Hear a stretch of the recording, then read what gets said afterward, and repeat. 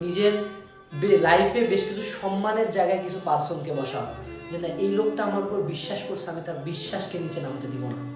তোমার লাইফে অবশ্যই এরকম কিছু মানুষ আছে, হইতে পারে তোমার বয়ফ্রেন্ড, হইতে পারে তোমার গার্লফ্রেন্ড, হইতে পারে তোমার মা, হইতে পারে তোমার নানি, হইতে পারে তোমার দাদি, হইতে পারে তোমার নিজের বোন, হইতে পারে তোমার টিচার, হইতে পারে তোমার কোচিংয়ের ভাইয়া, হইতে পারে আমি।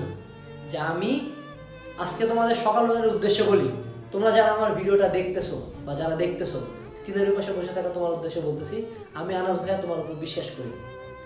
আমি বিশ্বাস করি যে তুমি পারবা। আমি বিশ্বাস করি যদি তুমি পরিশ্রম করো তুমি লাইফে যে কোনো কিছু অ্যাচিভ করতে পারবা। সো নিজের লাইফের ওই সকল সম্মানিত ব্যক্তির কারণে হোক বা আমার বিশ্বাসের কারণে হোক, আমাদের সম্মানটা রাখার জন্য হলো নিজের জীবনটা দিয়ে দাও। জীবন দিয়ে দাও মানে যে বলতেছি যে মরে যাও তা না, বাট এফোর্টটা এই পর্যায়ে পর্যন্ত দাও যাতে দিন শেষে আমার সামনে দ্বারা বলতে পারে যে ভাইয়া আমি সব করছিলাম, না তার চান্সটা পাইনি। আর অ্যাকচুয়ালি সব করার পরে চান্স না পাওয়া বা খারাপ রেজাল্টটা হয় না, যাতে দিন শেষে নিজেকে বলতে পারো যে না ঠিক আছে সব দিছিস ভাই, আর নাই কিছু। এইটা যখন বলতে পারবে না, তখন দেখবে অন্যরকম একটা এনার্জি চলে আসে, অন্যরকম একটা কনফিডেন্স চলে আসে। এই একটা জিনিসের প্রতি দৌড়াও, নিজের লাইফের ওই বিশ্বাসী মানুষগুলো বের করে কাজ করো। অ্যাডমিশন টাইমের একটা ঘটনা বলি, আমি তখন উদ্ভাসের 4th না 5ম উইকলি হইলো, আমার নাম্বার কমে আসলো অনেক, মোটামুটি আমার নাম্বার 150 আপ থাকতো রিটেনে। সো আমার নাম্বার কমে আসে, একটা উইকলিতে আসলো 130। তো ওই দিন রাতের বেলা আমি বাড়ি থেকে বের হয়ে গেছিলাম, ফার্মগেটে থাকতাম, সেই বাসা থেকে বের হয়ে অনেক দূর গেছি আমি। এটায় যেটা ঘটনা হলো, অনেক দূর যাওয়ার পরে আমার খুব কান্না আসছিল। কি নিয়ে জানো? যে আমার বাপের ওই কথাটা আমার এখনো চোখ ভিজে আসতেছে।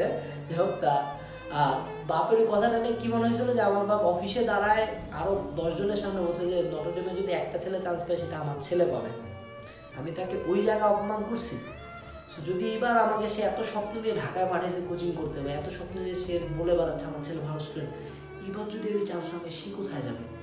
এই যে এতগুলা টিচার আমাকে এত ভালোবাসে, এত বিশ্বাস করে, এত জায়গায় বলছে, আমি তাদের সামনে কিভাবে দাঁড়াবো? এই বিশ্বাসটা যখন আসলো না, ওই দিন কান্দে কান্দে চোখ মুছে এসে বসছি পড়তে।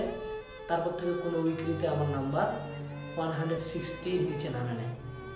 এটাই হলো বিশ্বাসের মোটিভেশন, যে পজিটিভ মোটিভেশনটা কাজে লাগা।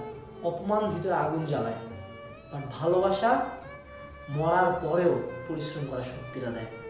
তুমি যদি কোনো, যেমন আমাদের জাতীয় নেতা বঙ্গবন্ধু শেখ মুজিবুর রহমান জাতির পিতা, তার কথায় মানুষজন যুদ্ধতে ঝাঁপায় পড়ে মরে গেছে, শরীর নাই, হাত নাই, পা নাই, তাও যুদ্ধ করছে, কারণ তাকে ভালোবাসতো। সো নিজের লাইফের এই ভালোবাসার পার্সনটাকে খুঁজে বের করো, যার কথায় তুমি তোমার সব দিয়ে দিবা। ভিডিওটা অনেক ইনফর্মাল যে এইচএসসির সাথে কানেক্টেড কীভাবে, বাট এইচএসসি লাইফে সবচেয়ে বেশি যেটা লাগে সেটা পরিশ্রম। পরিশ্রম করতে যেটা সবচেয়ে বেশি লাগে সেটা হলো উদ্দীপনা। নিজের লাইফের উদ্দীপনাটা খুঁজে বের করো। সো পরবর্তী ভিডিও দেখার অনুরোধ রইল। আসসালামু আলাইকুম।